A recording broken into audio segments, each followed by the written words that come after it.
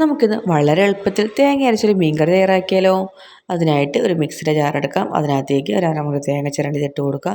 ഒരു 5-6 ചെറിയുള്ളിയും ഒരു 2 സ്പൂൺ മുളക് പൊടിയും മഞ്ഞൾപ്പൊടിയും മല്ലിപ്പൊടിയും ആവശ്യമുള്ള വെള്ളവും കൂടി ഒഴിച്ച് നല്ല പേസ്റ്റ് രൂപത്തിൽ തന്നെ അരച്ചെടുക്കാം. ഇനി ചട്ടിയടുപ്പിലേക്ക് വെച്ച് അരച്ച് വെച്ചേക്കുന്ന തേങ്ങ ഒഴിച്ച് കൊടുക്കുക. അതിനകത്തേക്ക് കുറച്ചും കൂടെ വെള്ളം ഒഴിച്ച് കൊടുക്കുക. ഒരു 3-4 പച്ചമുളക് അരിഞ്ഞതും ഒരു തണ്ട് കറിവേപ്പിലയും ആവശ്യത്തിനുള്ള ഉപ്പും ഒരു തക്കാളി അരിഞ്ഞതും കൂടെ ഇട്ട് കൊടുത്ത് നല്ലപോലെ ഒന്ന് ഇളക്കി യോജിപ്പിക്കുക കേട്ടോ. ഇനി നമുക്കിത് അടച്ച് വെക്കാം. നല്ലപോലെ ഒന്ന് തിളപ്പിച്ചെടുക്കാം. ഇപ്പോൾ നല്ലപോലെ തന്നെ തിളച്ച് വന്നിട്ടുണ്ട്. ഇനി ഇതിനകത്തേക്ക് നമുക്ക് മീൻ ഇട്ട് കൊടുക്കാം. ഏത് മീൻ വേണമെന്നുണ്ടെങ്കിലും ഇട്ട് കൊടുക്കാവുന്നതാണ്. മീനൊക്കെ ഇട്ട് കൊടുത്ത് നമുക്ക് ലോ ഫ്ലെയിമിലാക്കി അടച്ച് വെച്ച് ഇനി വേവിക്കണം.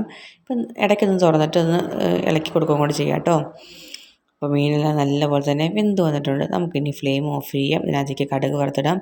അതിനായിട്ട് ഒരു പാൻ അടുപ്പിലേക്ക് വെക്കാം.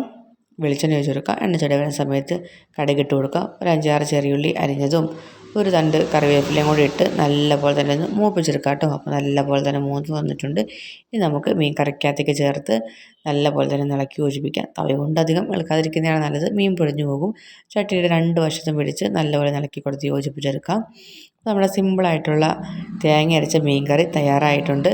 നിങ്ങൾക്ക് തേങ്ങ അരച്ച മീൻ കറിയാണോ അതോ മുളക് പൊടി ഇട്ട് വെക്കുന്ന മീൻ കറിയാണോ ഇഷ്ടമെന്നൊന്ന് പറയണേ.